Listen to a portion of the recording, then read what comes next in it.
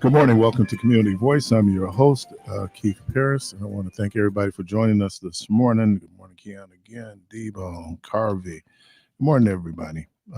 Today is Fat Tuesday. I don't know how many people do Fat Tuesday. Yeah, I saw the mayor was out getting his this morning. Yeah, I'm not a sweets guy, so it's not a biggie for me. But everybody, just in case you know that the tradition of Fat Tuesday is the day before Lent. Lent is the 40 days before Easter, and so people during the Lenten season, people will usually do a fast. They'll give up something. Some people give up smoking. People give up candy. Um, it is something that goes back to it's a Catholic tradition, but I do know the Protestants will probably have Wednesday services, all leading up to Resurrection Sunday. So today is Fat Tuesday. People gorge themselves because you're going to fast, and so people are getting out. So I know people. What is it again? They're called pochosies, whatever they're called. Um, oh, sorry about that. So again, Fat Tuesday. I don't know what people are giving up for Lent. I think Michelle left her phone. Is that her phone? What they get up. So 414-444-5250, 414-444-5250. This Super Bowl, I don't know if I'm surprised or not surprised, but this Super Bowl was the most watched event since the moon landing in 1969. A lot of people watched the Super Bowl this year for whatever reasons. I do know. Again, I said yesterday I live on a Lisbon, which is a well-traveled thoroughfare. But about 5 o'clock, you saw no cars. Right? Saw no cars. Every now and then, one or two cars. Saw no cars. So people were there. It is, in a way, a national holiday. It's a big day for folks. You have a lot of people go to Super Bowl parties, and they don't even watch football. But it's an interesting phenomenon that has developed in this country, and boy, it's creating a whole lot of money. I don't know how many people took Kansas City. I think they were 2-point dogs, and they won by 3. I'm not a gambler, so somebody's going to have to tell me what that looks like in terms of the odds. But they won by 3. So is what it is. And Patrick Mahomes did get to Disneyland, being the MVP of the Super Bowl. Again, let me I got again. Let me apologize to Denise Crumble for yesterday. Whatever happened was inadvertent. Your contributions, first of all, are always wanted, and two, they're always insightful and on point. So I hope that you will continue to be part of the conversation. Again, what happened yesterday, if it did, how it happened, it was probably more a technical glitch. It wasn't anything that we had done here to cut you off and not allow you to make that second point that you wanted to make. Let's see. Tomorrow's Valentine's Day. Ooh. Wow.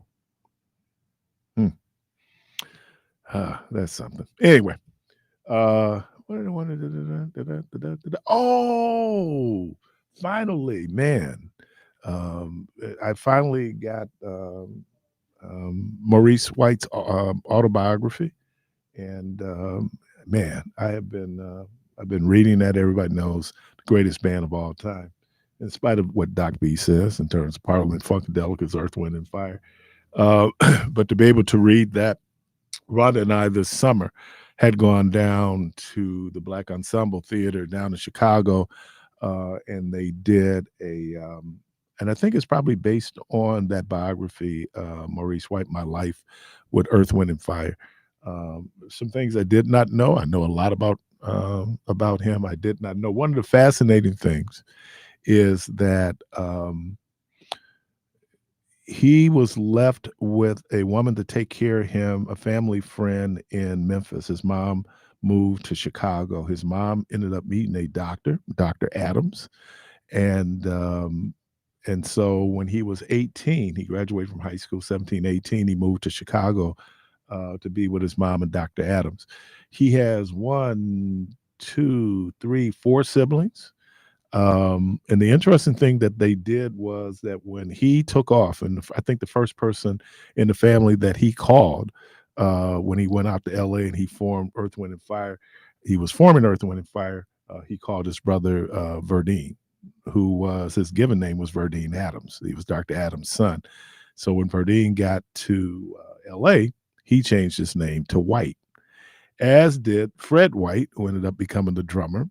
But he had two younger siblings who also changed their name because they came to work for his, his organization, his publishing company, and they came to work for him. And he said one of the regrets that he had because he admired his stepfather, Dr. Adams, so much was that his siblings wanted to take White, right? In the play, there's a joke where he had some issues with his stepdad. His stepdad was from the Caribbean, and work, and he was telling him, man, you want to go into this music thing, you need to get a real job. The music thing becomes real successful. He's sending money home. As a matter of fact, he gave his mom, and he called his dad $6,000, which would have been equivalent of $43,000 today for them to buy a house on the south side of Chicago. But in the play, there's a scene where he's calling, his mom is dealing with cancer at this point. He's calling to check on his mom. And so she answers the phone, and off stage, you hear Dr. Adams go, "Is that my boy?" And the joke was that, Dr. Adams would have changed his name to White because Maurice White became so successful with Earth, Wind, and Fire. Fascinating. Some of the folks, some of the names that I didn't realize that David Porter, Booker T. Jones, when he was in Memphis. David was the one that kind of saved Stax Records. Hayes. What does he play? I don't know what David Porter played. Him and Isaac wrote a lot of songs. So Booker T, and then this was just in Memphis. And then when, of course, he went to Chicago, he goes to Chess Records. Everybody's familiar with Chess Records. What I did not know was that Chess Records owned WVON in Chicago. Yes. So that I did not know, but that little piece, because he began to talk about some of the holdings that Chess Records had, and he mentioned WVON in Chicago. It's a fascinating book. My life, like I said, I've been a fan of Earth, Wind, and Fire since, I want to go back to Head to the Sky. I can remember being at Dominican in the music room. We would sit there and listen to those albums. And then 74, Open Our Eyes came out, 75. Obviously, That's the Way of the World. That's the Way of the World is very interesting because That's the Way of the World was originally going to be a soundtrack for a movie named the same thing, That's the Way of the World. That movie has been released from time to time. I think you can go on YouTube and pull it up. It's an awful movie. You keep saying that. It is. It was an awful movie. Harvey Keitel, Bob Barker. How do I know Harvey Keitel? Harvey Keitel, the bad lieutenant, the dude's actor. Oh, yeah. Bob Barker, who was very famous as a game show host, is also in this movie. But it was an awful movie. It really was. And I can remember I was going to school in Maryland when the movie was released. In D.C., it was on for one day. Maurice White saw the premiere of the movie. He said, there's no way we're going to attach ourselves to this movie. And so he did something that was very unusual. He released, or Columbia released, That's the Way of the World even before the movie came out. Most people don't know. And what he did not do was he would not put the original soundtrack on the original album covers that went out. Well, the rest is history. That's the Way of the World then becomes one of Earth, Wind, and Fire's seminal albums. And there's a couple of songs on there, but this is also the album that gave us Reason. And then he did Gratitude after that, which was an interesting mix because it was live recordings and studio music that they did. I know for my prom, Philip Bailey doing Reasons live, and Don Myrick playing the saxophone. I mean, that is, and they said that more people identified with the live version than they did with the studio version. Always. What do you call that when you go back and forth? Gerald Levert does that too. What's that? Did he go, like you said, that Philip Bailey and the saxophonist, they went back and forth, right? God, Don Myrick. The band was just incredible. I mean, when you look at some of the musicians that they had in there, Al McKay, who wrote a lot of the songs for Earth, Wind, and Fire, he was the rhythm guitar player Larry Dunn, who's one of the co-writers of Reasons. He was the keyboardist. But Johnny Graham, anybody heard Johnny Graham? Johnny Graham was a showstopper. As a matter of fact, when they were inducted in the Rock and Roll Hall of Fame, Johnny did he did a guitar solo. And I'm gonna tell you something about musicians. I'm not a trained musician, but musicians know good music. They know when somebody is good. They might hate on it, but they know that somebody is good. When Johnny Graham started playing his solo, the band was looking at him like, dude, for real?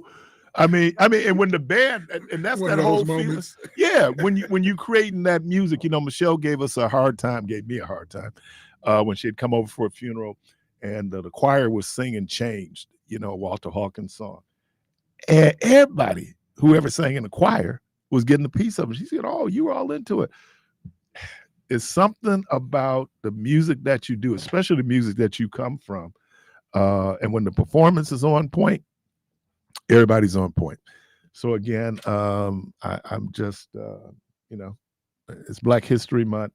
Earth, Wind, and Fire, for a African American band, did some things that most bands, black or white, weren't doing. As a matter of fact, some of that glam rock that you see in the late 70s and early 80s and into the 80s were people modeling themselves after what they had seen Earth, Wind, and Fire do, like the rotating drum set, the Verdine White, where, you go up and they got him on and he's basically spinning, playing the bass. So it's one of my favorite groups. No, it is my favorite, not one of my favorites. It is my favorite group. So again, Maurice White's book, My Life with Earth, Wind, and Fire. Great book. You learn a whole lot, learn a lot about music. And then, things like Clive Davis. And it was a great book, real good sense. And then the other piece that I didn't know, and I had this, not a cosmic relationship, but had the opportunity. He moved from LA to Carmel, California. If you've ever been out in that part of California, that midpoint, that mid-central California, going from San Luis Obispo up to San Francisco, the Big Sur, it is just incredible. So he had a house in Carmel. Clint Eastwood had a house in Carmel, and he just talked about the piece he experienced there with the house in Carmel. He did quite well. Now, he was also a ruthless businessman. He clearly understood the business and making sure that you control your product. We were talking about it yesterday. Artists are always in a situation, especially emerging artists, where they go in and people are going to, especially when you got like just good stuff, they're going to want to go in. I kind of, this whole thing with Frankie Lyman and the Teenagers, Why Do Fools Fall in Love? And Frankie Lyman and the Puerto Rican guy in the group wrote the song. But the owner of the record company put his name down as a co-writer and a producer. Why is that important? Because every time that song is played, as a producer or writer of that song, you get a residual. And you saw a lot of people doing that, where people would sign artists, they write songs, these people would put their names on there, and therefore, and the artist not knowing, they don't care. They're looking at money. Or you've seen what Leonard Chess did, where he would advance them a whole lot of money. And basically, he ran Chess Records like a sharecropping plantation. A lot of those folks were into him so deep financially that then they would have to give up control of their music. Very few people can be Prince, or will be Prince. You can be, will be Prince, where it's more important for Prince that he be able to. So for a long time, Prince was unsigned. And even when he got to Warner Brothers, there were issues. It's fascinating. Someone mentioned Stevie Wonder yesterday. Stevie Wonder was kind of in a different situation, because Stevie Wonder's contract was up with Motown. And so there were other people out bidding for Stevie Wonder. Stevie Wonder, because he was able then to negotiate with Berry Gordy, where he would have control of his music, and then basically kind of give him his own little label, where he'd be able to go through. And so he, out of loyalty to Motown, he stayed with Motown. and the rest is history. Because there's a couple people that really kept Motown afloat after Temptation Supremes had did. The Four Tops, those folks had moved on. You had Stevie Wonder. Smokey Robinson was still writing great songs. I think Norman Whitfield was still there. Obviously, Norman Whitfield wrote one of the biggest hits that the Temptations, well, most of their big hits after David Ruffin had gone, was Dennis Epworth and Norman Whitfield music. But yeah, Stevie Wonder was in a different situation where he could go in, he could call the shots, because he could have gone to Warner Brothers, he could have gone to Columbia, he would have made an incredible amount more money. But I think in long term, it's been a benefit for him because he does control his product, his music. Stevie Wonder got like 8 kids. And I was like, he got 8 kids. I said, here's the difference between some of us making kids and Stevie Wonder. Stevie Wonder's great grandkids are going to be eaten because of Stevie Wonder. The Bible says that a good man leaves an inheritance for his children's children. Stevie Wonder's in great shape. His kids are in great shape. I think his daughter is touring with him now. She's a keyboardist when he tours. But if you've not seen a Stevie Wonder concert, man, it's one of the greatest shows ever. And Stevie Wonder doesn't do like a lot of bands. They bring in pyrotechnics and a lot of lights.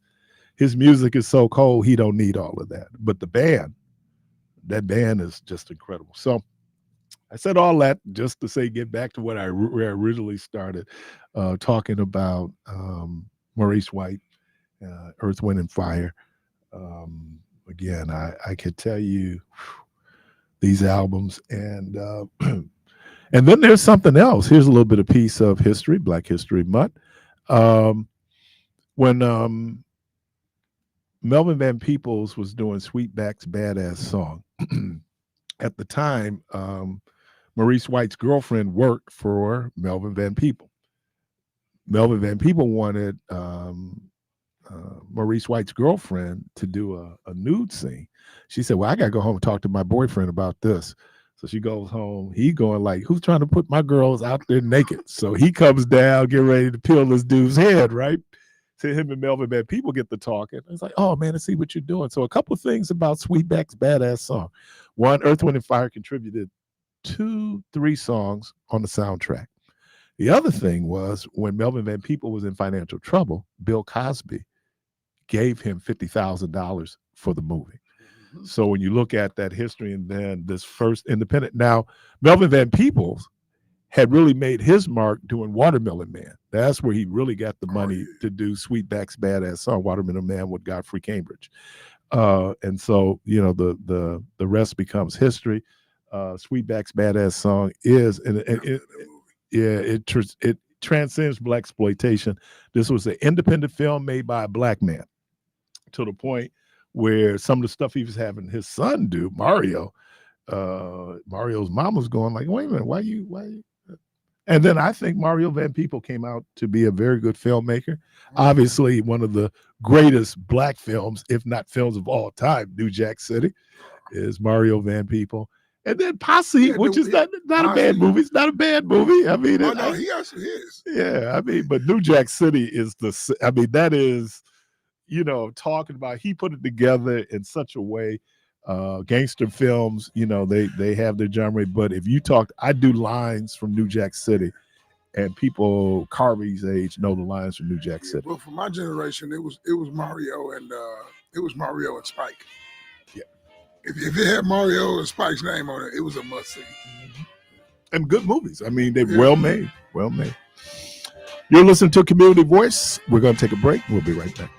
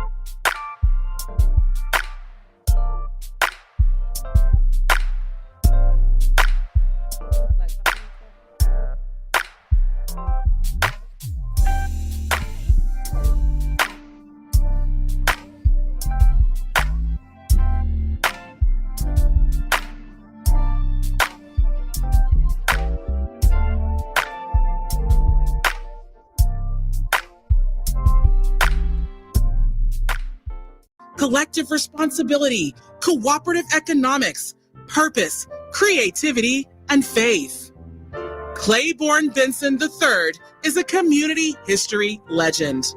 This is our history, Milwaukee. Happy Black History This moment Month. of Black History was brought to you by Wisconsin Black Chamber of Commerce. It's Black History Month, a time to recognize and celebrate the achievements and progress of Black people. We honor and acknowledge where we came from, we celebrate and appreciate where we are now, and we commit to continue to make history as we move forward. Here at the Wisconsin Black Chamber of Commerce, we want to make history by making Black people the largest employer of Black people. Let's make history together. Congratulations on a history full of determination, motivation, and accomplishment. This is not just a month of recognition, but a time to plan to continue to create legacy and make change in our Black communities. Come celebrate Black history with the Wisconsin Black Chamber of Commerce, February 8th at the Hyatt Place, 800 West Juneau Avenue, 2 to 8 p.m. Entertainment, food, and positivity. Open to the public. Let's celebrate Black history.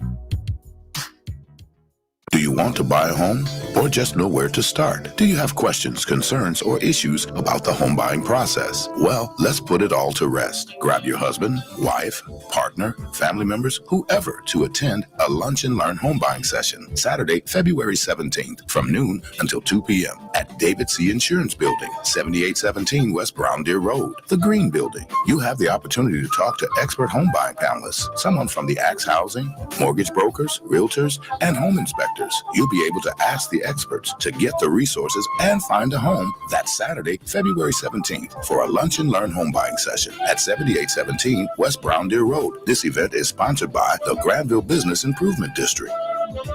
Are you ready to treat yourself or someone special this Valentine's Day? Look no further than Renewed Aesthetic Spa, located at 5523 West North Avenue. Picture this, a luxurious body scrub, followed by a pampering facial, topped off with a relaxing massage, all while indulging in complimentary champagne or wine, delectable rolls, and chocolate-covered strawberries in your cozy spa robe and slippers, complete with a tranquil foot soak, all for just $340. Or receive a basic facial pair with a relaxation massage for only $145. You can also come try our Valentine's Day package like the Hug Me, a 45-minute facial, a 30-minute spa bath for only $99. Or the Take Me package, including a Brazilian wax with the JJ facial for just $75. All lash sets will be $85 or opt for a Brazilian wax for $45. For more information, please follow Renew Aesthetic Spa on Facebook and Instagram. Walk-ins are accepted. For printing and publishing from A to Z, stop by Milwaukee Times Printing and Publishing, 2238 North Dr. Martin Luther King Jr. Drive. Church fans, prayer or thank you cards, obituaries when you've lost a loved one, invitations for weddings, graduations, or special events, souvenir books, calendars, and so much more. Milwaukee Times Printing and Publishing offers business writing and editing, lamination, letterheads, business cards, and envelopes to match. Phone 414-263-5088. Now that's not all. Posters, banners, yard signs, and bulk mailing. That's right, bulk mailing. Milwaukee Times Printing and Publishing's print, not just copying. 414-263-5088 or 14263-5088. Hello, Milwaukee. Here at WNOV, the voice of our amazing community, we've got something special in store for you. Get ready as we shake things up a bit. All you need to do is be the 8th caller when you hear this cue. And you'll have a shot at winning some incredible prizes. We're talking 2 tickets to the Black Lens Black History Month Film Festival, or 2 tickets to the Milwaukee Auto Show, or even 2 tickets to the thrilling Harley-Davidson Flat Out Friday motorcycle race. The best part? You get to choose which tickets you want to win. It's as easy as that. So keep your ears open, be the 8th caller when you hear this cue to claim your well-deserved prize. Let's go. You're listening to WNOV 860 and W293CX 106.5 Milwaukee.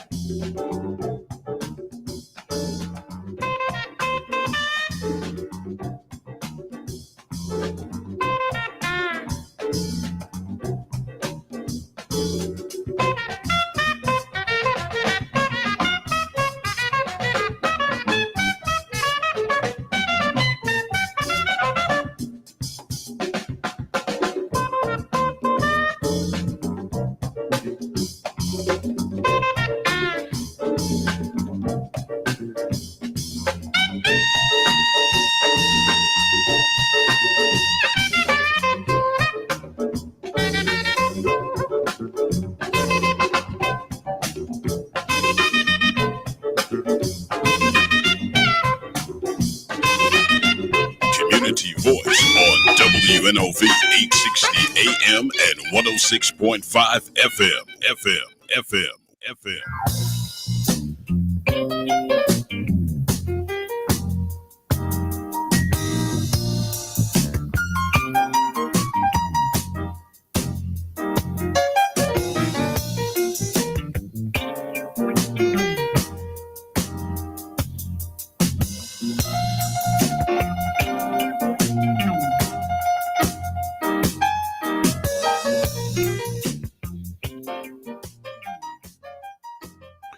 All right, welcome back to Community Voice, and we're inside Be Healthy, Be You. Miss Julie Means, Miss Brenda Buchanan, Miss Central Wisconsin. Good morning, ladies. Good morning. How's everyone? Well, Well, it's kind of bright in here today. with the black bookends Right.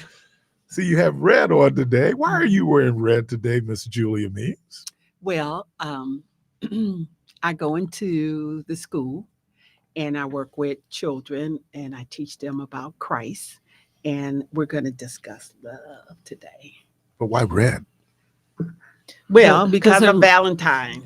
Because of Valentine's and there. It's also Heart Month, isn't it? And it's Heart Month. Oh yeah. Oh yeah. I'm Yeah, sorry. mhm. You was trying to. I'm trying to. You was trying to I get it can't out. lob them any I didn't easier than catch that. I didn't catch it. Plus, her red shirt says love. So Oh. Yeah, we work with our babies and they pick up on stuff like that. But it is Heart Month. It is Heart Month. Mhm. Wow. And Black History Month. And Black History Month. Mhm. And happy birthday to Brother Christopher.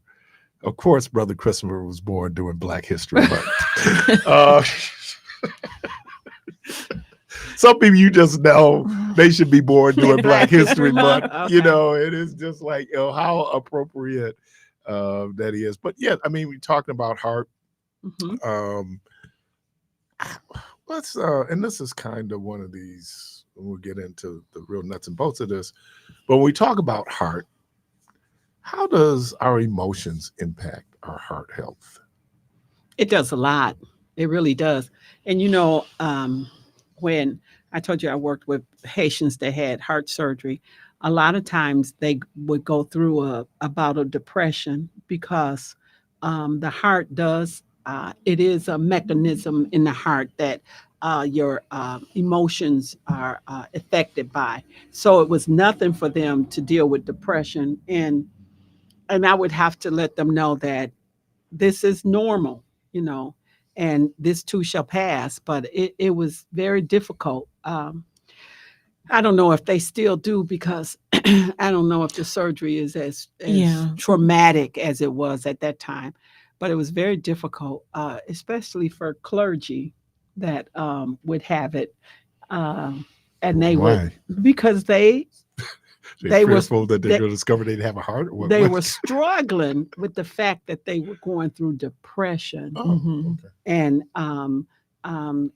and the belief, their faith being shaken, and it was very, very difficult to clergy and priests. That, well, and men in general, I find, who don't want to be depressed, who have this outward appearance of being strong all the time, and It's but hard. it's very, my neighbor, very strong man, bossy.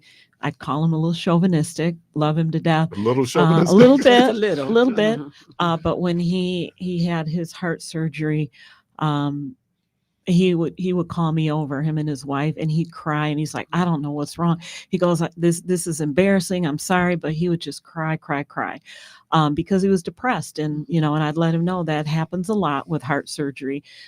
You'll get through this, but it is very common. So what do you think brings on the depression? I mean, you guys are not psychiatrists. Yeah, but it's a mechanism that deals with the heart. And I'm not a neuroscience, but it is something like a chemical type issue. That's it. A chemical balance that Mhm. becomes unbalanced through heart surgery. And so is this the depression kicks in after the surgery? Yes. Mhm. Yeah. Okay. After the surgery. Mhm. So there's probably something emotional, but also something neurological. Sure, the going on. neurotransmitters, like what we see with depression, with most people, it's a chemical issue, neurotransmitters, dopamine, serotonin, and so the same kind of thing, but it's very common with heart surgery. And I talk about that in terms of it's Heart Month. We talk about the heart, and we also talk about these things like the heart, and we use heart like soul. You know, you can't really go in and quantify or say what a soul is in terms of a tangible. But we believe we have one. So what about, because this is Valentine's Day, what about being in love? How does that affect your heart? Well, it releases all of those good endorphins, serotonin, all those good feel type of things that sometimes make you a little blind to what's going on too. I like that, a little blind. A little blind. Oh, like you're not seeing those red flags. Oh, I was just talking about Maurice White. There's a line from a song: "Lovers' eyes are blessed because they only see the best." Yeah, and it's true. It's true. And so, It's it takes a while for that true. veil to come off, but, it releases all those good things that are good for our body. They decrease inflammation. They make us feel good. We're happy. We're not stressed. So that has a positive effect on our body and in our heart. Whereas when we're angry and stressed, we're releasing other types of hormones that wreak havoc on our body, cause inflammation and that sort of thing. Equal and opposite. So obviously the falling in love, that whole idea of being in love, I think Freud called it a drug. It is. It's a drug. I mean, you can look at people when they, they're falling in love and you're like, oh my goodness, you are in love, or they glassy eyed, just whole different persona. What did the old folks say? Could smell the hamburger, nose wide open, right? Yeah. And then then when those chemicals balance out, you're like, wait a minute. What am I doing here? Love is gone. Okay. So then what about breakups? Breakups can cause a tremendous amount of stress. Breakups, divorce, anything like that. There's a problem called broken heart syndrome. You know how that you always hear people say, oh, grandma died of a broken heart, or, and there's some truth to that. Is that biological? It is. Okay. So broken heart syndrome really is when the body goes through a tremendous amount of stress. It could be a death. It could be a divorce. It could be whatever really taxes that person. And then they develop irregular heart rates.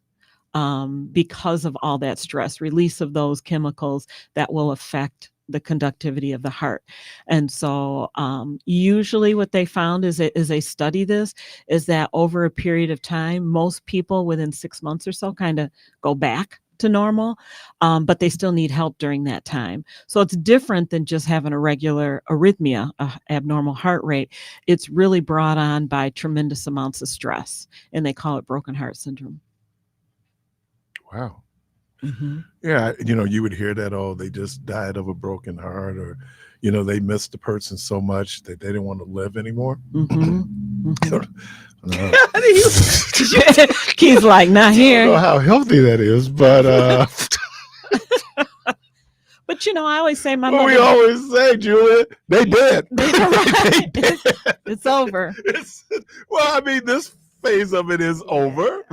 But yeah, I think people do, especially when they've tied so much of their lives together. You always hear that wise tale that people have been together so long to begin to look like each other, right? It is, you do that and then all of a sudden have that taken away.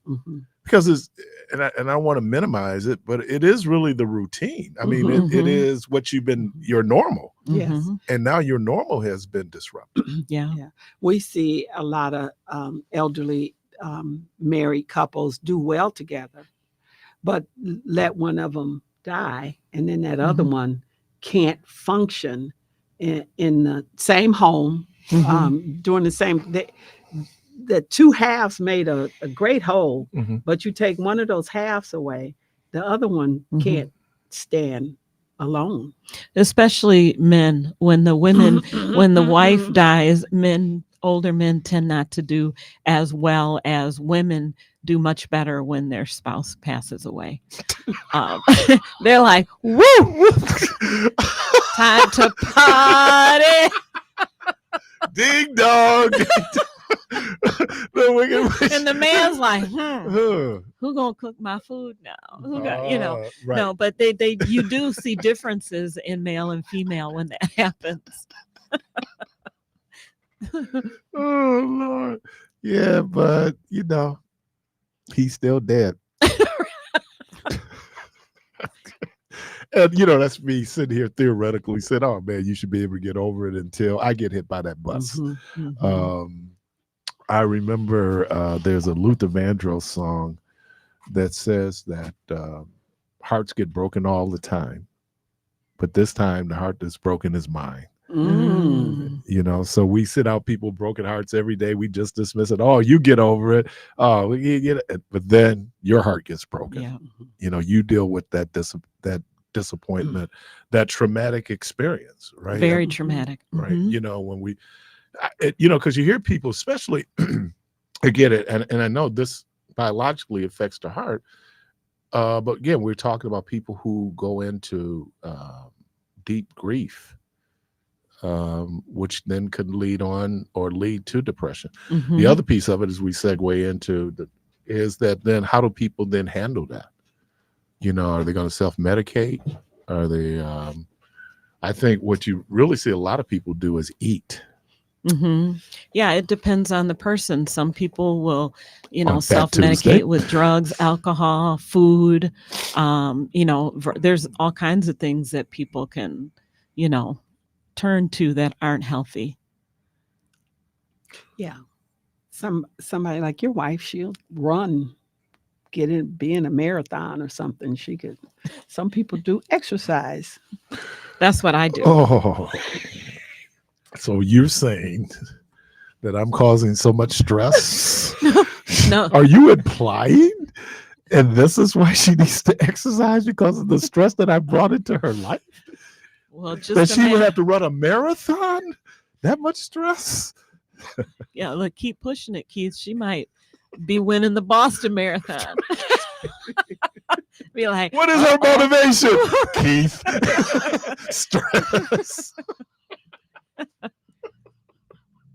Wow. I man, I don't know if I want to go home now. I mean, but that eating piece of it becomes real. I mean, I know that I could get, I'm a little bit more mindful, and I'm a lot more mindful, and I think part of that I gotta really blame Brenda for, because it would be like, well, you don't want to eat that, and so now I've been looking at this like, wah, wah, wah, he wah. sees Brenda's face, right in the food, like, I can't eat that, man.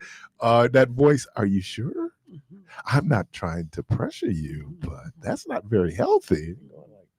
Okay. You look at Crisco. Remember, everybody used to fry in Crisco, and some people still use Crisco still makes good pie crust. Right, I was going to say they use it for bacon. Yeah. But it's not a daily thing. It's not. Yeah, we don't buy those big old things. Yeah, on the regular, and you see how.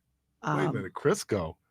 You had to be rather middle class for Crisco. How about lard? I was gonna say we have lard in our house, but when my mother evolved, she started buying Crisco when we didn't have the lard anymore. When we didn't have the pigs to get the lard. But you're moving on up. And she'd buy Crisco. But you're right, we buy the big cans of it. Now I could buy a little can like this, and I'd end up throwing it out before I'd use it all. But once you use it, and after it has when it solidifies, you see how thick it is. That's what it does in your arteries. No more pie crust. That's what it does in your arteries. Clogs up the arteries. Lard. Oh yes. But it sure makes everything tasty. Oh my God. I mean, when McDonald's decided to change the oil that they cook for nutritional reasons, they lost a lot of customers for their French fries. And that's the whole thing. It's like, for a guy like me who I'm not a real big Spuds guy. I'm pretty particular about the French fries I eat. So if you have crinkle fries, you got me. Culver's. Yeah, Their French Culver's. fries are good. Yeah. So if you have that has always been like my favorite. Those of you all who listen, I know it's not Throwback Thursday, but back in the day, over on 14th or 15th and Ring was the malt shop. This guy had the greatest French fries. Oh, I tell you who else? Golden Chicken, because they still do the bag of fries. Mm-hmm. But you should only do that once in a while. It can't be every day. No. Mm-mm. And some people, hereditary wise, they produce a lot of cholesterol for just no reason. They just produce a lot of cholesterol. So you really have to. I mean, when they got the cholesterol lowering medication, it changed the game.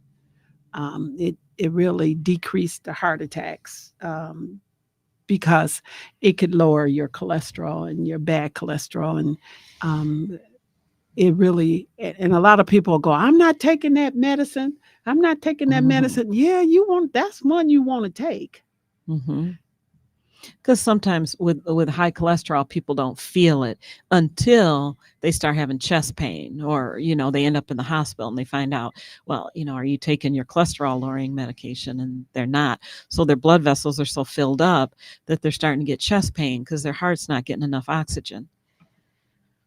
And then they'll take it for a while. But I feel good now. I don't need to take it no more. That's the battle. And I'm one of those people. Not that I ever felt it, but then I also found out that I'm on the highest dosage. Yeah. There's like 80 milligrams, whatever I'm taking. But they started doing that. Well, and for the most part, if I take it, my numbers, but I wasn't taking it for a while. I don't know why I would take the blood pressure medication and not take the statin. But I went in for my blood work, and my doctor told on you, huh? Yeah, he said, looks like your cholesterol is are you taking your medicine? What, do you want me to lie? So but no, I know the difference, and I think they gave it to me not so much because I always wondered why my arteries weren't clogged. I felt like I ate so much fried food. Not an issue. Not an issue. So and even now, if I'm frying chicken now, I'm frying it in peanut oil. A little healthier. Not much, but a little healthier. But little things that you think about because you don't think about, because when you begin to talk about how nutrition, you don't eat a hamburger and then have a heart attack. Right. This is an build up. Yeah, it's an aggregate. It's accumulating. Correct. And I get to the point I'm always worried about eating one cookie and what that might mean. Well, if you're diabetic, eating one cookie could send you pretty high. Now, for most people, your body's going to handle that, but it could, for somebody that's diabetic, really shoot their blood sugar up really high. So when we talk about the importance of nutrition, then that would lead, one of the byproducts of obviously what we eat then is our weight. So how important then is it in terms of how we watch what we eat? And let's start with the caloric intake. When we, they're recommended, what is recommended, about 2,000 calories a day? That's I don't know for anything average you person. can eat that an average meal. I mean, we're not even talking about a lot of unhealthy stuff can be 2,000 calories. Oh, yeah. I mean, to kind of stay around there, some people need less than that. Some people need more than that. If you're very active, if you're an athlete, you're going to need more than that. If you're, like the people, yes, you're pregnant, you're going to need more than that. But we talked about it last week. What about the people who are dealing with hyperthyroid? Well, in order to maintain that weight, if you're hyper, you're going to eat. You're going to be hungry, or you're going to eat a lot, and you're not going to gain weight. Whereas if you're the opposite, you're hypo. I mean, you may be eating the bare minimum and still putting on pounds like crazy. So, but if you eat pretty healthy, let's take out the snacks for just in general, just eating your whole grains, serving sizes of that, eating lean proteins, eating your fruits and veggies. It's easy to get around 2,000 calories or less. It's when we add the butter to the veggies and we're, frying the meat. We're using a ton of salad dressing and cheese on our salads because people have a beautiful salad and say, I'm eating healthy today.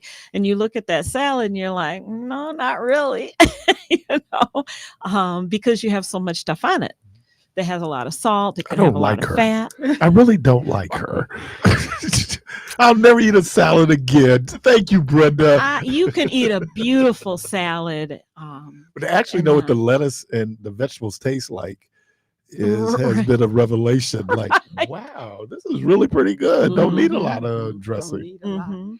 But I do want to clarify though. Thin people can have high cholesterol too, Oh, because absolutely. as I said, it could be hereditary. Arthur Ashe Mhm. had congenital heart failure, right? I Mhm. mean, well, he had congenital heart disease. Mhm. That's how he ended Yeah. up getting AIDS when he went in for bypass surgery. Mhm. Yeah. So some people, that and heavy people could not have high Mhm. cholesterol. So you can't judge by how somebody look. It has a lot to do with hereditary factors and what your body produce.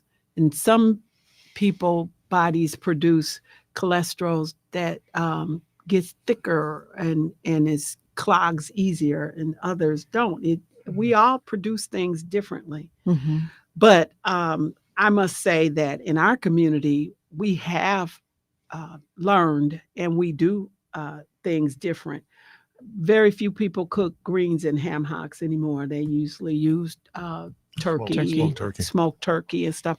So I gotta give our community credit. We are trying. Very few people use lard or Crisco. They're going with vegetable oil and things. And so we have come a long way. We don't keep that can of grease on the stove after we fry the bacon. 3 cans. 3 cans. Bacon, other grease. Fish Mhm. grease had its own can. Yes, it did. And your chicken grease. And your chicken grease, right? And then there was miscellaneous grease. So you'd have 2 to 3 in Crisco cans. Right. And it would stay on the stove. It Oh, was yeah. well, And I never easy saw, access. Right. I don't know what it was used for cooking. Obviously, it's good because you don't want to put it down the drain because now you got a different thing going on. But no, I could always remember a can, at least 1 can, sometimes 2, especially like the fish grease was always its own separate. Well, I'm calling it grease, but that's. Oh, that's what we called was. it. Grease. I was listening to somebody the other day and they was talking about, and I had to go in the house and find a rag. We don't do bath cloths. We don't do dishcloths. It's a rag. Yeah. Well, cut whatever you got up. Well, I think that's what people used to do back in the day, right? Yeah, they cut up an old shirt, t-shirt or something and made rags. Now we buy them. Well, and I can remember, I'm getting old. I can remember the rag man, where people would take their excess clothes and stuff and would give it to this guy. I don't know where he took them. But yeah, there was a couple of people that I could always remember had trucks. It was the fish truck, which came on Fridays. Guy would go and catch fish. He'd have his cooler. He'd have the scale, the whole thing. Put your fish on there. I remember the rag man. I also remember the can man. This was even before recycling. There were guys out who would collect cans, and we used to have those big cinder block garbage cans, and then we went to the metal garbage cans, and now those of us live in certain municipalities, we have carts. You rarely see a aluminum can anymore for garbage. The rats just went right through them. Oh yeah, they rust. And then squirrels are going in the plastic ones. Man, what and patient little creatures. They just every day then one day you look, where did that hole come from? Perfect. Right. Yeah. And then and they time it when you put the garbage in. They're like just waiting. Yeah, we have some of the at one point, most people now changed their dumpsters, but we had some of the most well-fed possums, raccoons, and squirrels. Possums don't call up in there. Raccoons, maybe. And they tend to eat more fruits, veggies, things like that. Right. But possums do. That stuff. Oh, they do. And they're nocturnal. Mm-hmm. Yeah, they're out at. Why are we talking about? Well, because we were talking about our garbage, Our but I garbage. have to say, when you're talking about chewing holes, I got a new lawnmower last year, and the chipmunks ate a hole in my gas tank. So I started the lawnmower. My neighbor was outside. Gas was flying. He's like, "Whoa, what's going on?" We turned it off. Yep, chewed a hole right in the gas tank. Little naughty things. They have nothing. Chip and Dale had nothing. But sit there and eat them, tear up my new lawnmower. So cute. Chip and Dale, the most mannerable chipmunks you're ever going to meet. I was such a cartoon guy, but Chip and Dale. They were cute. But these are not. Well, they're cute, but they're not nice. Like they're squirrels. Incredibly destructive. You don't want a squirrel in your house. Mm-mm. Oh man, what they can do once they get up in the house, they just. So the nutrition becomes real important in terms of what about as we age? Do we require, is our nutritional needs different as we age as opposed, because when you're a kid, you can eat anything. Right. Well, definitely. Once you hit your mid-20s or so, your metabolism starts to slow down little by little. So if I ate what I ate when I was 40, now I would gain weight. 41? Yeah, 41. Yeah, it changes from 40 to 41. So you're constantly trying to, be more mindful of the things that you eat. And a lot of time eating something one time is not a bad thing, right? It's like we said, it's cumulative over a period of time. I'm sorry. No. What about the suggestion 5 small meals? I hear that from time to time. I know with athletes, the way that they have their nutritional thing is how they're eating, when they're eating, what they're eating. And I heard this thing about smaller portions. Mm-hmm. Obviously, I don't know if you guys are breakfast people. I am not. But they say that breakfast is probably the most important meal you're going to eat.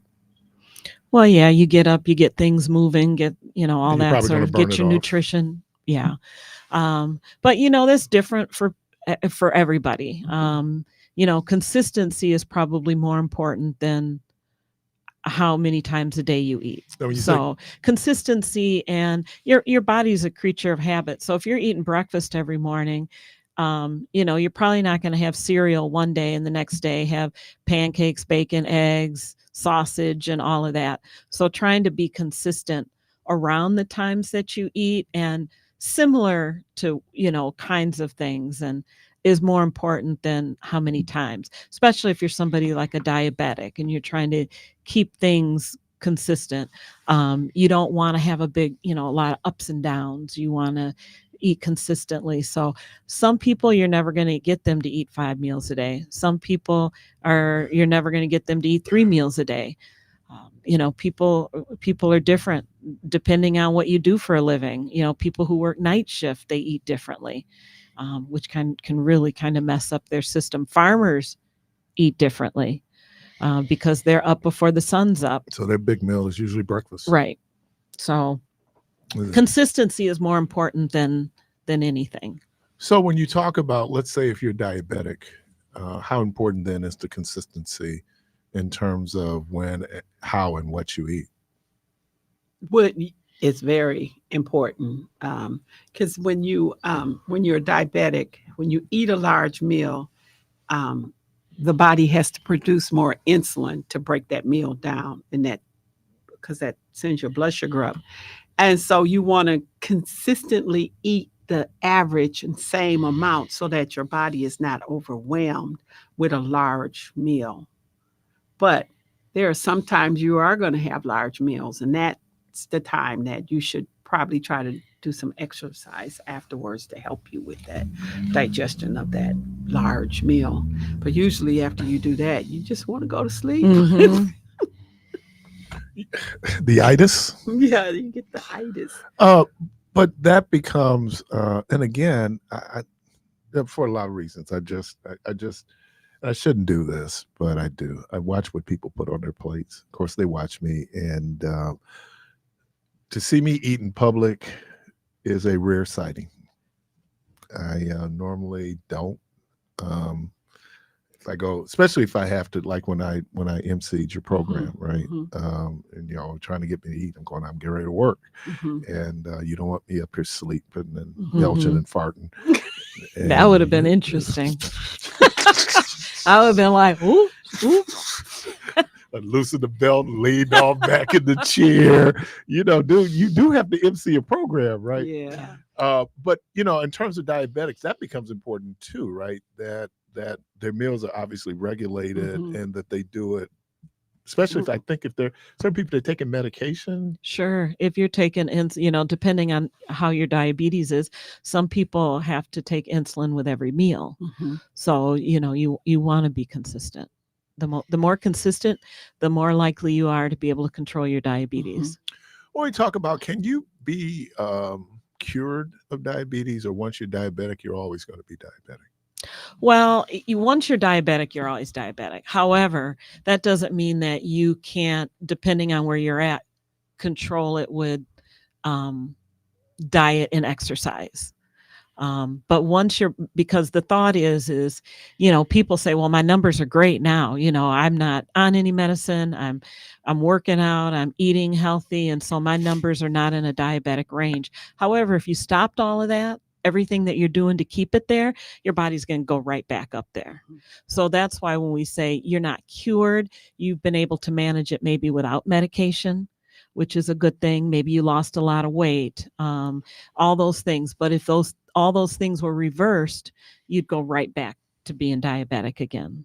Because the mechanism that your body used to break down sugar or glucose and all that, your carbs and all that is off and will always be off. So if you learn how to manage it, you can keep it under control. And that's what you are. You are a controlled diabetic. But and you got to realize that so that you will maintain a healthy lifestyle to stay under control. But yeah, some people say, well, I threw away my medicine, I'm this, I'm that, I'm healed. Well, you're controlled. Yeah. You gonna die. Take your medicine, you gonna die. Yeah, you do what you gotta do. Oh, well, I'm just saying that the reason why they put you on it was that you were sick in the first place. Yes. Yep.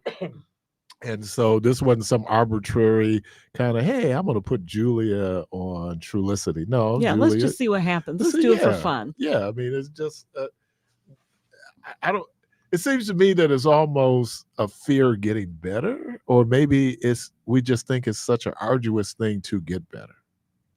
What do you think? I mean, the effort that requires for some people, this is just not worth it. You see people. Well, we do hear that a lot from people. Well, nah, I ain't going to change that. I'm going to eat what I want to eat. I like doing this and I like doing that, and I ain't going to change it. Or the mentality that, if I take my insulin, I can eat whatever I want to eat. So some people are very comfortable with taking medications and not making lifestyle changes. But to do the best, you need both. You need to take your medicine and make lifestyle changes. What did you say? And faith. You need to take your medicine, make the lifestyle changes, and pray to God that it works. That it works. You pray to God that you take it. Let's get step one. People talk about it don't work if you don't take it. Yeah, absolutely. I was on WNOV. I was working for Planned Parenthood. And so we were out talking about the importance of responsible sex, protecting yourself, right? So we were saying, well, abstinence is 100% effective, right? Unless your name is Mary. Then, or we have that manatee that just got pregnant. Really? And they don't know how because she's never been in a tank with male manatees. Like Elder door? I don't know what's going on, but yeah. So I forgot my point. Manatees are different. I know. You're manatees, and I'm you were trying talking to figure about, out how that happened. You can't get abstinence is 100%. Right. So anyway, I'm explaining. So then we were saying, well, a condom. Condoms are very effective. And then someone called in This is why I love all African people all over the world. Sister calls in and she goes, Mr. Parris, I hear what you're saying, but these condoms don't work for us. And she was trying to imply that they weren't big enough for us. Okay, how about that stereotype?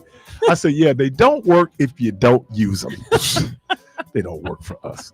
You're listening to Community Voice with Be Healthy, Be You.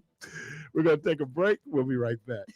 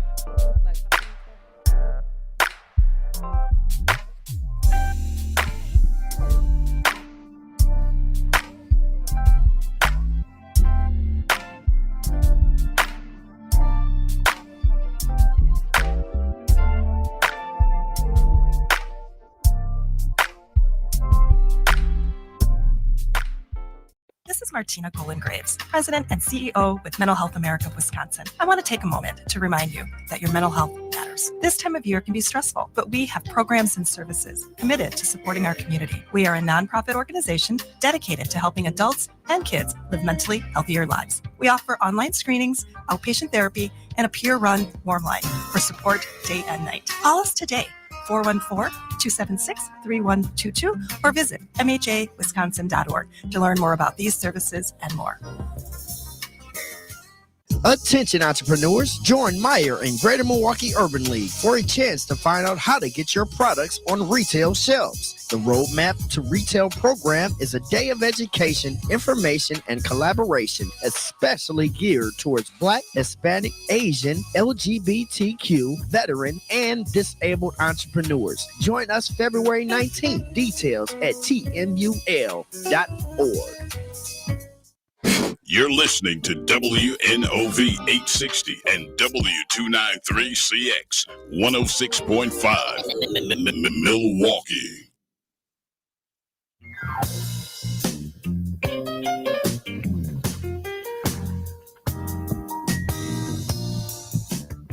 All right, welcome back to Community Voice. As we wrap up another Be Healthy, Be You. What are we talking about next week, ladies? We're going to continue on heart health, but we're going to focus more on exercise next week. And that's Brenda's specialty. Okay. So should I Exercise. should I have exercise clothes on next week? Yes. Be prepared to exercise in the studio next week. Well, we're on camera now, so we can demonstrate what it is that we're doing, and Julia could actually show us stuff because we're on. Be Healthy, Be You. Miss Julia Means, Miss Brenda Buchanan, Central Wisconsin. Thank you, ladies. Thank you. We're going to take a quick break, and we'll be right back.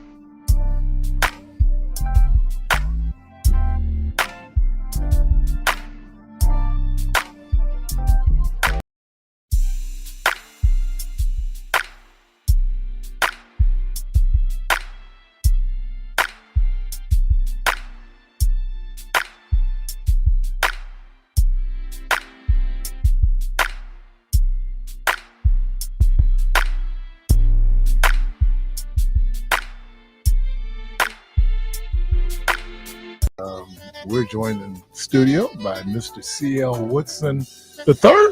You got it. Yes. Golden Girls, Gurlz, Saved, Not Yet Sanctified.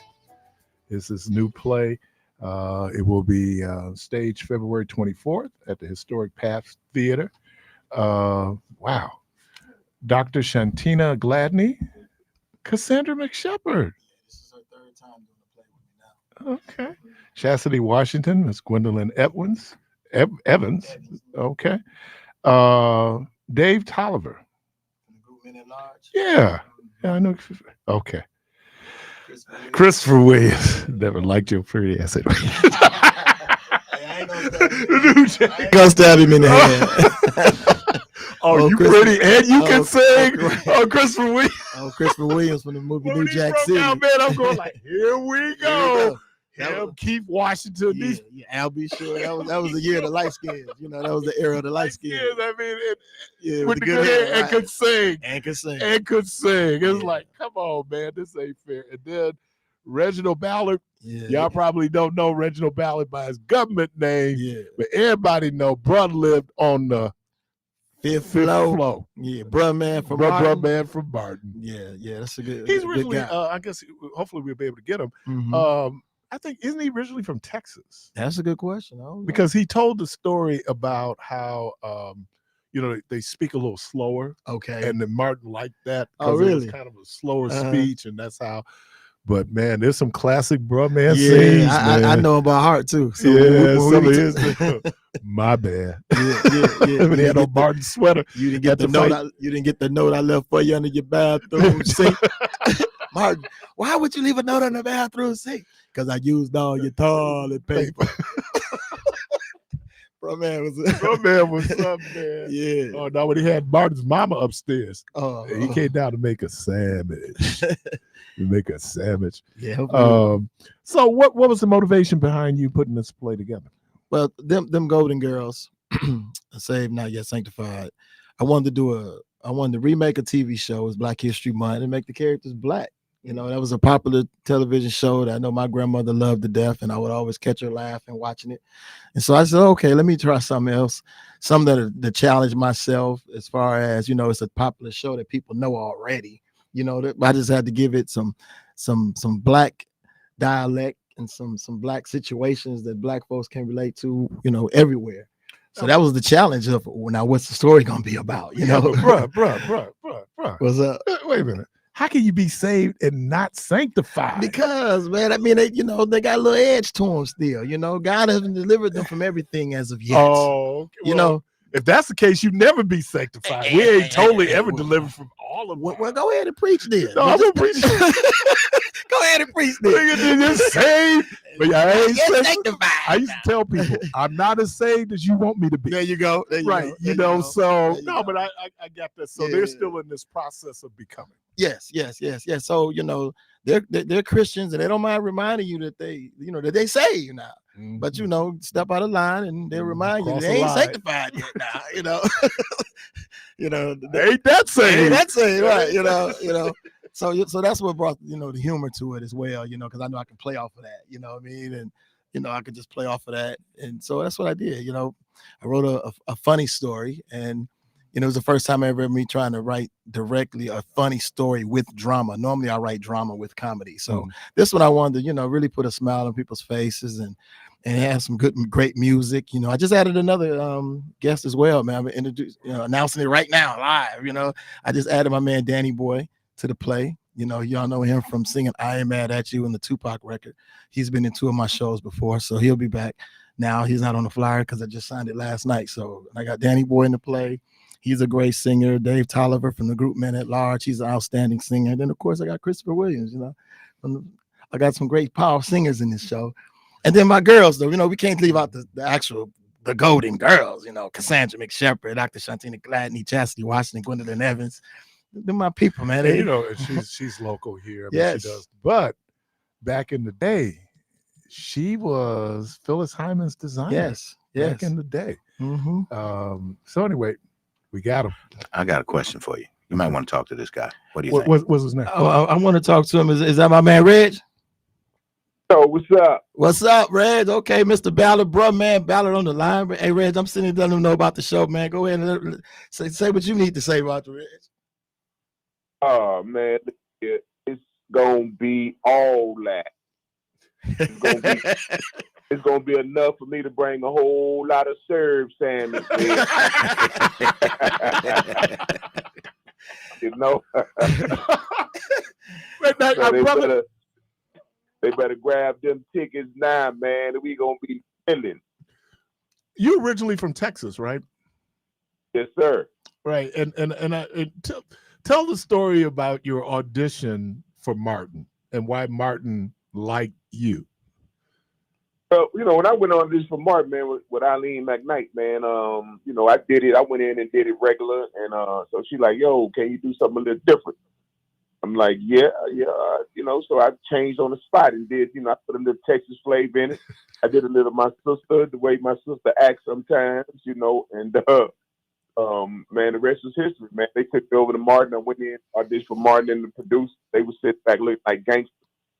And when I hit them, man, they rolling, man. And Martin told me, say, man, put flavor in it. Came in, it was too hot. That's how it went down. There's some folks who are just known for their role, right? I mean, good or bad, right. They're just known for what they do. I know the brother who did Pootie Tang didn't like people coming up reminding him that he did Pootie Tang, where Mike Epps was cool with Day Day because he was like, Day Day made me a whole lot of money. How does it feel like when people come up and they see you and they don't call you Reginald? They go, "What up, bro, man?" I'm cool with it, brother. I'm cool with it because it's like, man, it's once in a lifetime, man, that you can create something that if people. Barry White, man, who also from Galveston, Texas, my hometown. Barry White said, if you come up with one hit song, he said, man, you done accomplished a lifetime worth of work, man, that most people will never get to. So, I don't trip on when they say that, man. I mean, I embrace it, man. What was it like working on probably one of the, I think, top 5 sitcoms of all time in terms of Martin? I still watch Martin and I still cry. I mean, it's just, what was that like? What was that experience like? Man, it was like a dream come true, man. I mean, once I got that, I was home, man. I was at home visiting for a week back in Texas, man. And me and my friends was watching. He had all of the tapes of Martin, man. We watching it. That's before I got on the show, man. I'm on the floor dying, laughing, man. I'm talking about literally rolling around on Dragonfly Jones, man. I'm like hurting, man. All of a sudden, man, I come back to LA. You come back home out here to LA, and they called me in for audition. When I got that part, man, I'm like, God. I told Martin, I said, man, we were just watching this show, and it's like I'm now on the show, man. It was surreal, man. It was like unbelievable to me, to be on a part of something that that I've been watching and I loved and had me laughing, man. It was something totally different, man. I mean, I tell people I work with, I got my master's degree on Martin and I got my PhD degree on Bernie. It was the best in the game, man. I want to ask a question right quick, just out of curiosity. I know you interjected the character itself, but how much of that was written in once they knew your style as the character, or were you doing a lot of improv with that? Man, it was hard to write, but what I would say, they would write it, and I would put my own spin on what they wrote. So like when they said in the episode about I left a note under the bathroom sink. Bruh, man. I didn't say bathroom. I came out and said, man, you didn't get the note I left for you up under your bathroom sink. So stuff like the words. I used to manipulate the words a lot, man. They used to just cry on that, man, because that's how we speak. We spoke like that in Texas, man. And then my sister every time I used to mess with my sister when we were kids, I used to I push her something, a hit her, and she'd be like, stop, boy. Hold the words, man. So see, what Now I see the four sisters. Yeah. Now what's the brothers? What's because it seems like this is really based on the Golden Girls. Yeah. So what about the three brothers? What? Well, Reginald, his character is Deacon Levi. He lives next door. They all attend the same church. Okay. And so what's happening in the story is the Golden Girls actually they get put on probation, so they can't come back to the church right now because of an incident that happened in the church, right? So goes back to that not yet sanctified piece, right? So an incident happens in the church, so they actually, it's like they're on probation. They can't go back to the church. But brother, but Reginald lives next door. Deacon Levi lives next door, so he keeps them up on what's happening at church because they can't come into church, right? And then Dave Tolliver, he's the pastor of the church, so he got to stop by and say what he needs to say to him and try to put him back on the right line. And one of the young ladies is in love with Christopher Williams' character.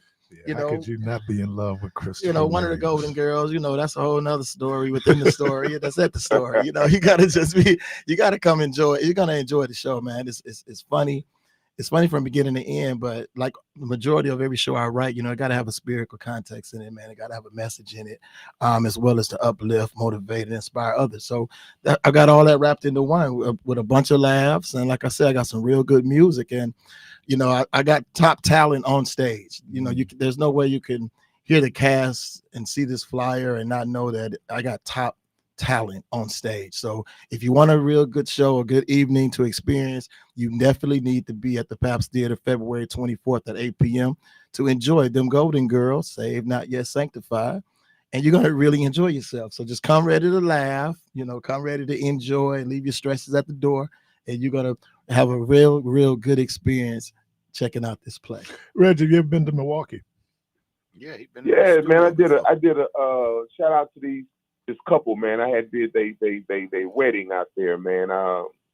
Did a comedy show. They got married, and I came out there, and I've been out there maybe about 4 or 5 times already, man. Okay. Yeah, I was just telling him. I recall meeting you when you came to the studio. You and a bunch of comedians. Okay, yeah.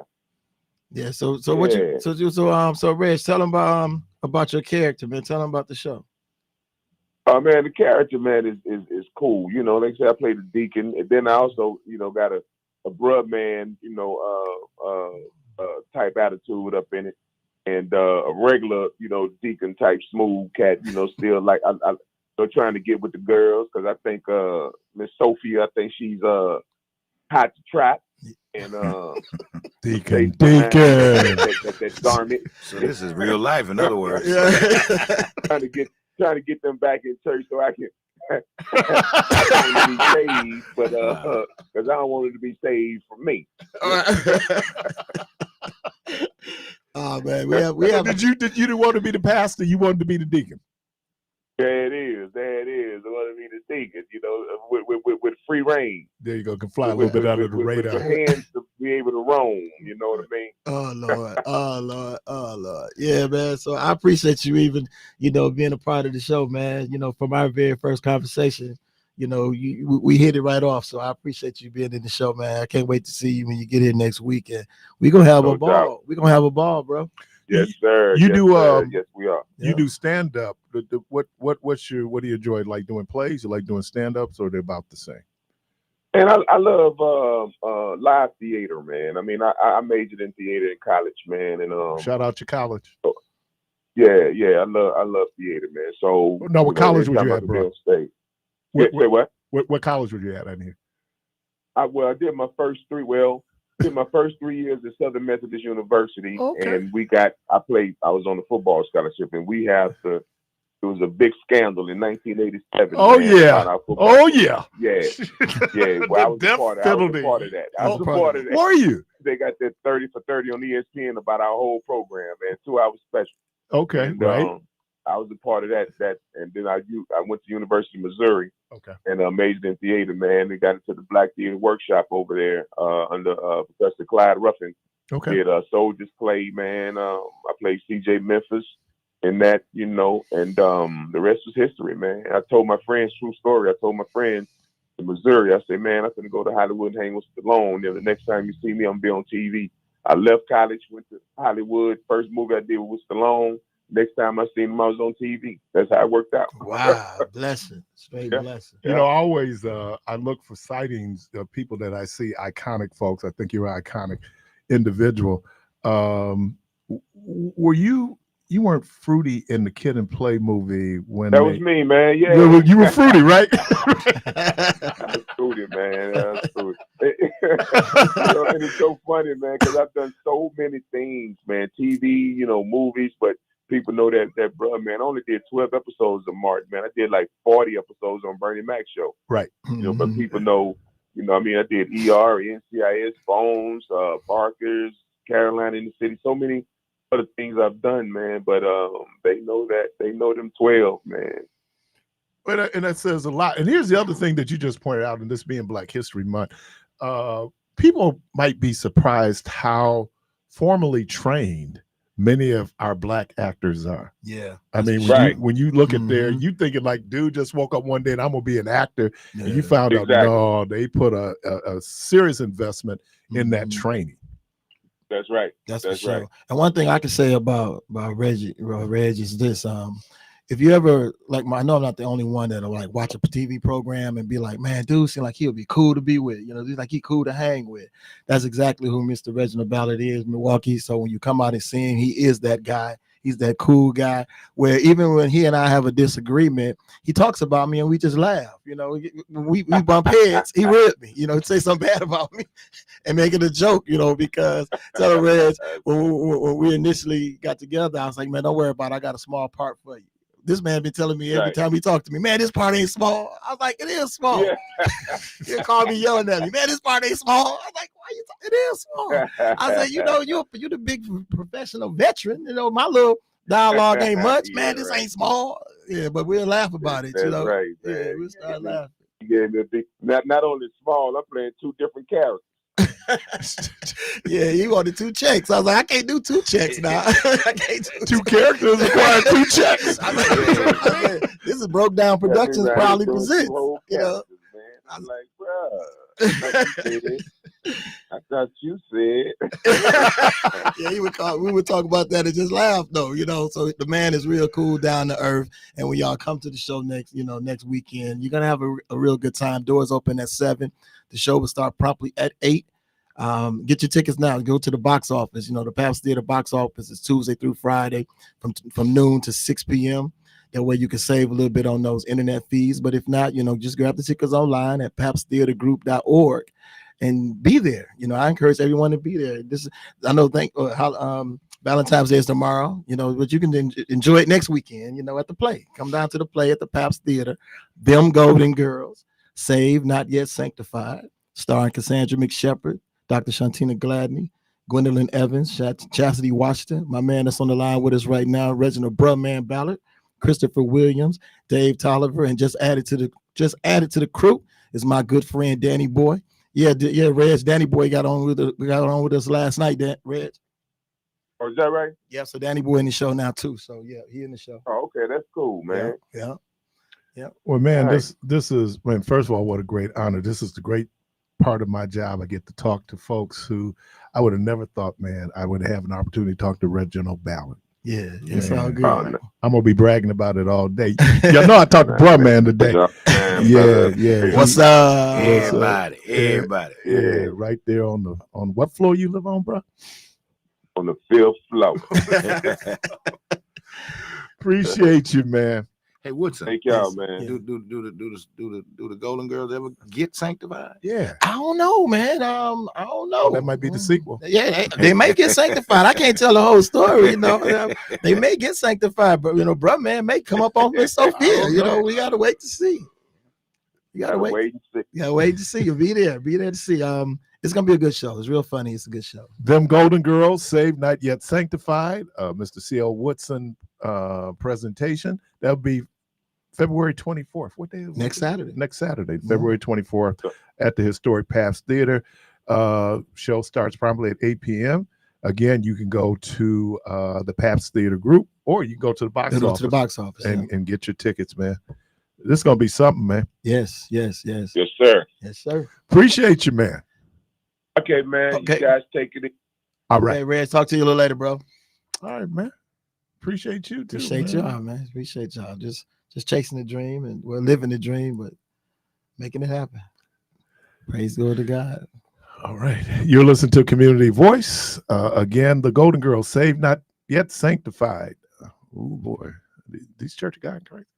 February 24th to the, I'm just saying, I always thought you had to be both. I grew up Baptist, so this is probably more Baptist. They're probably more Baptist. Real quick, one of the Golden Girls, every time she gets to speaking in tongues, she can't finish the whole thing because she ain't sanctified fully. So she gets started, but she always have to stop. Look at God.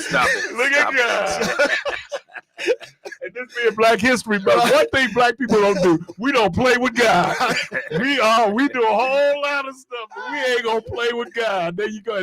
And people in church, we look at them over there playing with God. That's why she couldn't finish. She ain't saved. We have a good time. Oh man, you listen to Community Voice. We're gonna take a break. We'll be right back. Mr. CL What's in the Third invite.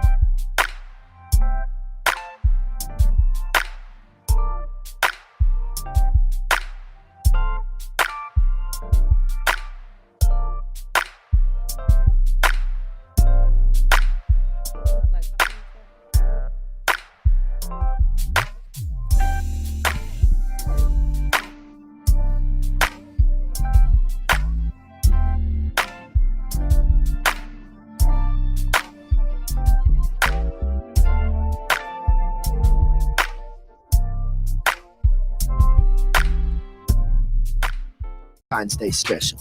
This includes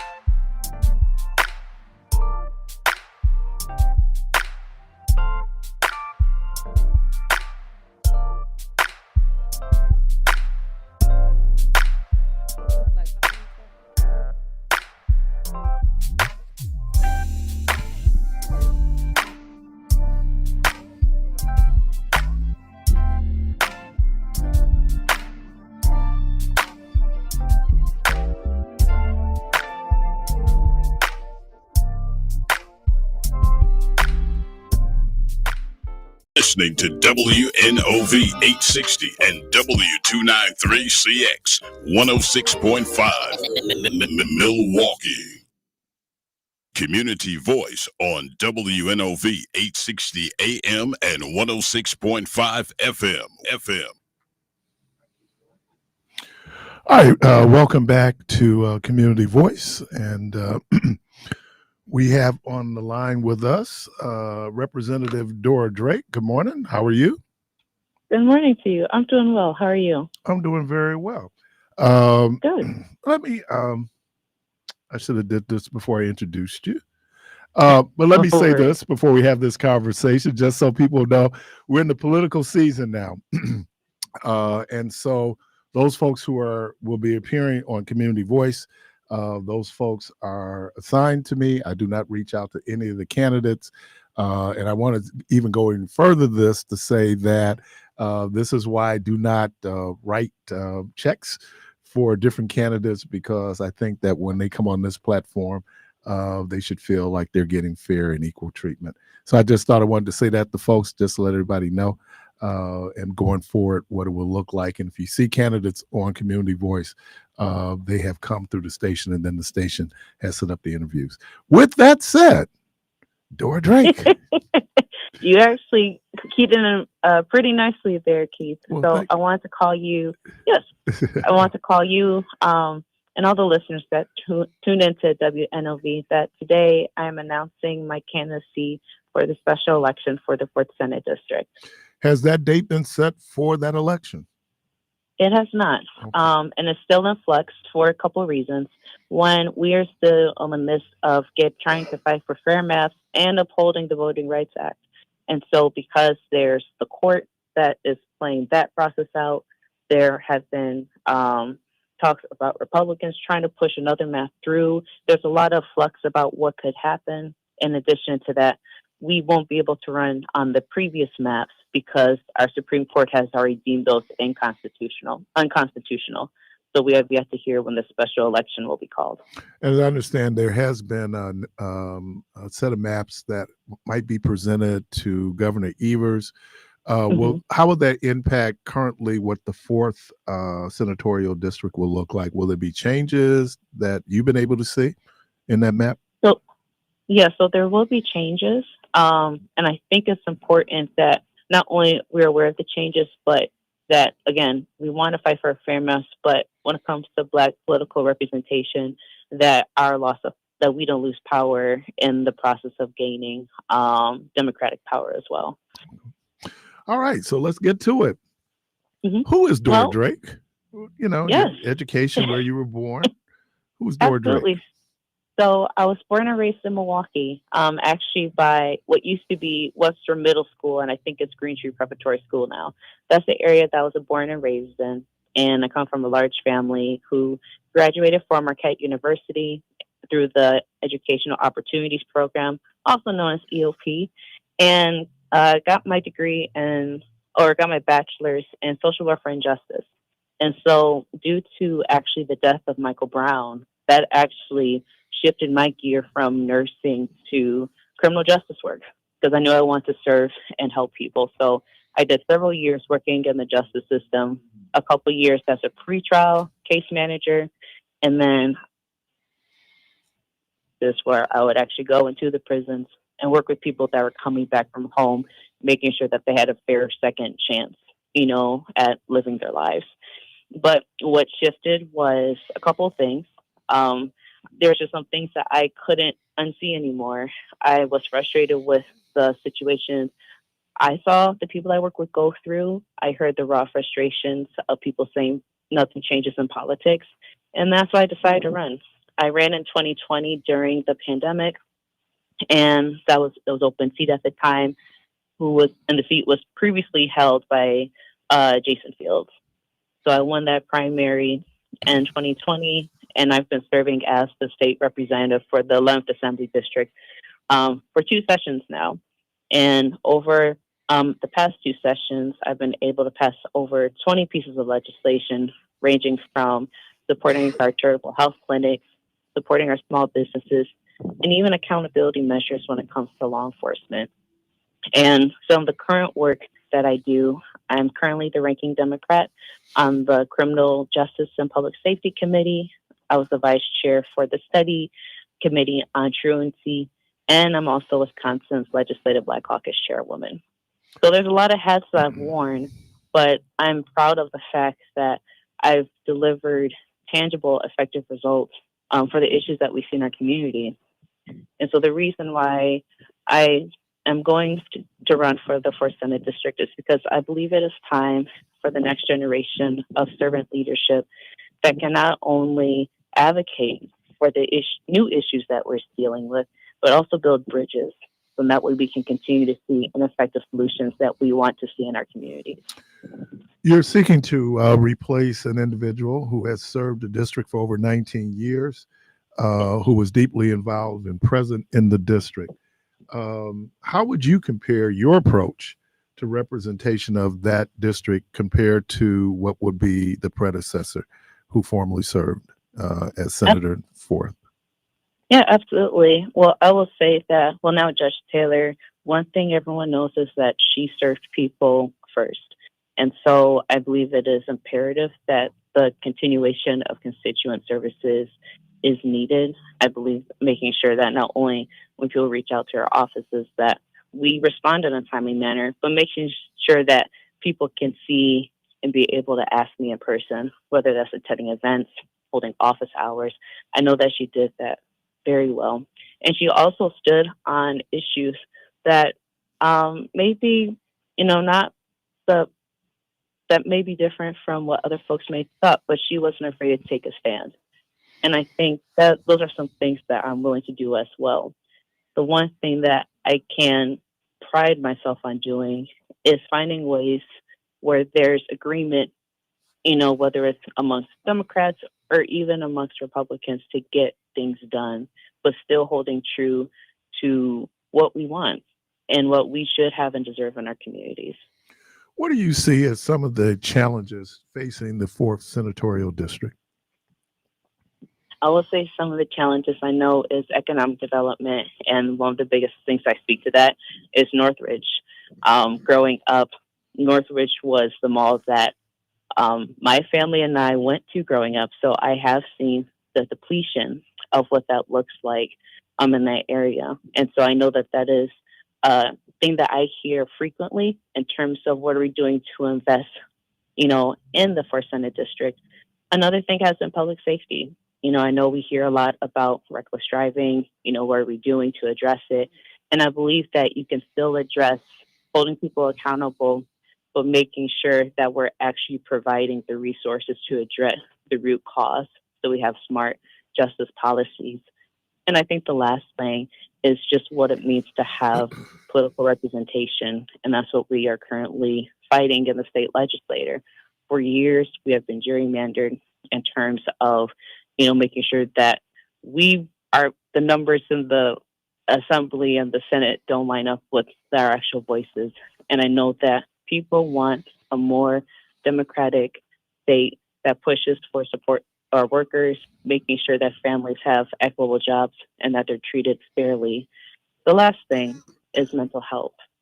And I say that it's because it's a thing that all of us know happens, but I don't think we have fully stepped into addressing and accepting that it is impacting everyone, our kids, our youth, adults, and our families.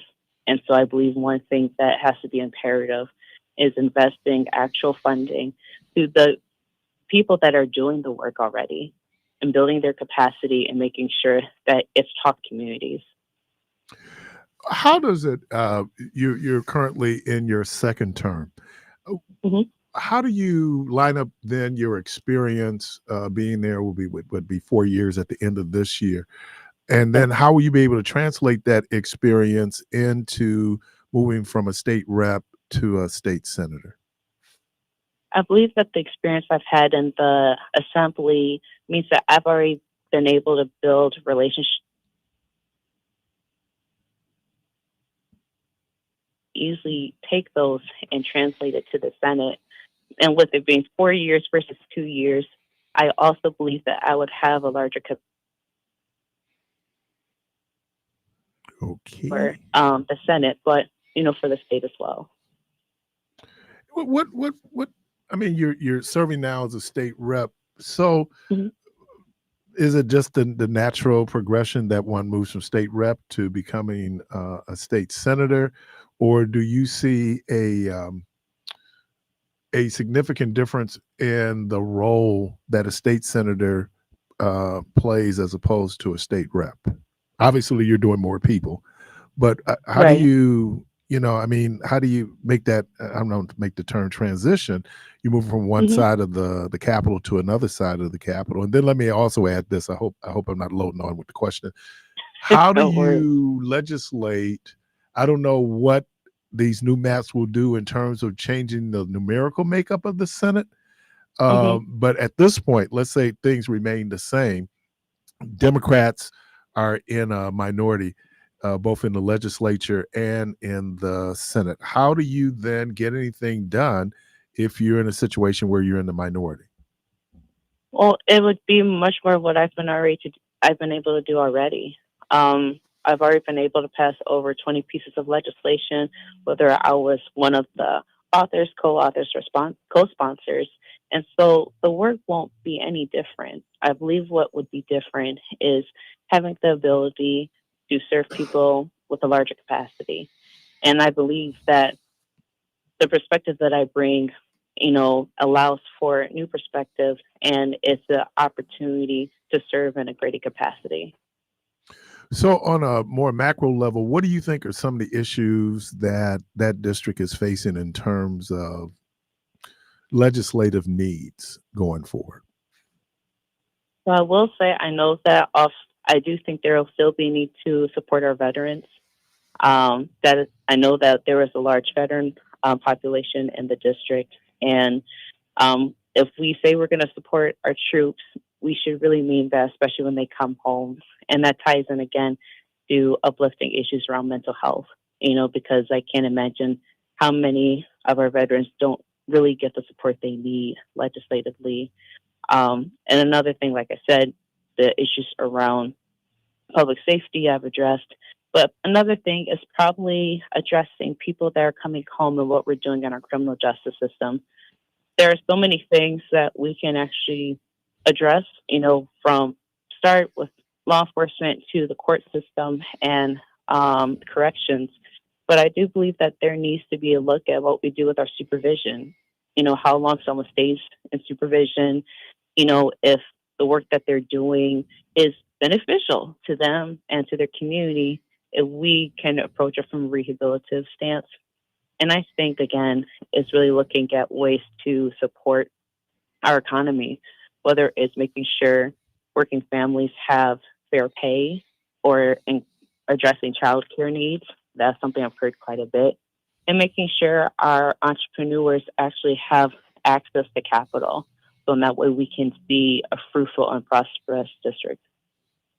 Where, in terms of some of these other issues that may or may not be legislated, right now it looks like the 1848 abortion law is going to go before the Supreme Court. That may, based on the composition of this current Supreme Court, could be deemed unconstitutional. So what do you think that should be a legislative fix in terms of having abortion and access to abortion? I believe that any fix in order to ensure that abortion is available is any best step. I know that we are currently trying to change that in the state legislature, and we haven't yet due to partisan control. But if it's potentially going to be addressed in the courts where they will deem it unconstitutional, that is still a win. It's because women should not have politicians decide who makes their healthcare decisions for them. And I can say that I'm a person of faith as well, right? So there's so many nuances that go into making a decision that's so emotional, that's so psychological, and that's so personal. That decision should only be left between the woman, that family, their faith leader, and the provider. And I hope that, in whatever pathway it takes, that it is deemed unconstitutional in Wisconsin. The right now, one of the issues around diversity, equity, and inclusion, and we're seeing that it's already been an issue with the state university systems. It could also be in terms of other organizations there. Where do you think the state should be when it comes to DEI? I think we need to do a better job of it. We have seen nationwide that diversity, equity, inclusion is being attacked and being diminished. And as Wisconsin's Legislative Black Caucus chair, when we got word that the deal that was between Speaker Voss and President Rothman was in motion and that we only had 2 days to notify the public, that was not only was it frustrating, but it was heartbreaking, because we all know and we hear from our youth and our students, a more diverse community state actually helps everyone. It helps us understand each other better. It gives us opportunity to just be who we are, especially since, as we celebrate Black History Month, all the things that we have had to overcome just to get to here, right? And so, though I say that we were definitely vigilant in making a clear stance that any type of compromise to remove initiatives around diversity, equity, inclusion is absolutely unacceptable. It is also good that there are people that are in leadership that are holding the line and saying, this is not right. This is not right. It is a step backward, and it does not move us forward as a community. And so as we move forward, I definitely think there needs to be a harder push and advocacy from everybody on upholding those measures, just because it's happening nationwide, and we need to be vigilant about protecting what we have currently. All right. You've gotten through this part of it. So let's see if you can get through this part of it. What would be something about Dora Drake that people might be surprised at? Oh, wow. So they may not, so probably folks know that I do come, you come off guard with that one. I do come from a large family, but I actually am a huge fan of music. Growing up, I was actually involved in musicals and my school theater, and I currently sing here and there. And so because of my love for the arts, I also know that, as we look at what we do for our kids and our education, that those extracurricular activities are so important, especially to supporting them and having children and youth have an outlet for just their own growing needs. So that is one thing that people may not know, is that I'm a singer here and there. I don't sing as much, but that's something that I still enjoy. You didn't talk about the face painting that you do. Oh, now face painting. So what he's referring to is, I believe it was County Supervisor Saquana Taylor during a national night out at McGovern Park a couple years ago, and they reached out to my office to help. So anything with kids, I absolutely love, because they are our future. I was like, well, let me see what I can do. And I was like, well, let me do face painting. That was the first time I actually face painted. Is that right? It was. Okay. But I paint here and there. So I was like, well, it can't be that hard. And man, to everyone that's listening, the line was nonstop. As soon as I got set up, me and my mom, we were there painting everyone's faces. And we were painting a good 20 minutes after the event ended. So we were actually the ones that told that we had to pack up and we needed to wrap things up. Because we were breaking down tables and you were still painting faces. Yeah. Last question. This is an easy one. Okay. Okay. You ready? Because Yes. it's going to be easy. You ready? Why should people vote for you? People should vote for me because of not only my track record of getting things done, but with being a social worker at heart, I can understand how policies can impact real lives. I got into this work because I wanted to do the right thing for people by people. And I've personally experienced the frustration when we put people in leadership and they feel like no one's being heard. People should support to vote for me, because not only will I listen to you, I will do what it takes to get it done, even if it means that I don't have to be up in front and center. And so because of that, that's why people should vote for me as the next senator. We've had on the line with us Representative Dora Drake of the 11th Legislative, what do we call it in Wisconsin? Legislative Assembly District. We assembly, but state representative, it's weird. Wisconsin, I think, is the only state that calls the state representative assembly. Don't ask me why. Okay. Well, good luck going forward. Thank you. And for people that want to know more about my platform. Sorry, my bad. All the questions I asked, let me ask that one. So if people want to know more about your campaign, they can go to www.doradrake4wi.com, where you can learn more about my platform, who I am, and how to get involved. All right. State Representative Dora Drake. She's a candidate for senator in the 4th Senatorial District here in Wisconsin. Good luck going forward. Thank you. Thank you, Keith. Take care. All right. Let me thank Julia Means, Brenda Buchanan, Mr. C.L. Woodson, Mr. Reginald Ballard, Ms. Dora Drake, Keon, Carvey. Thank you all.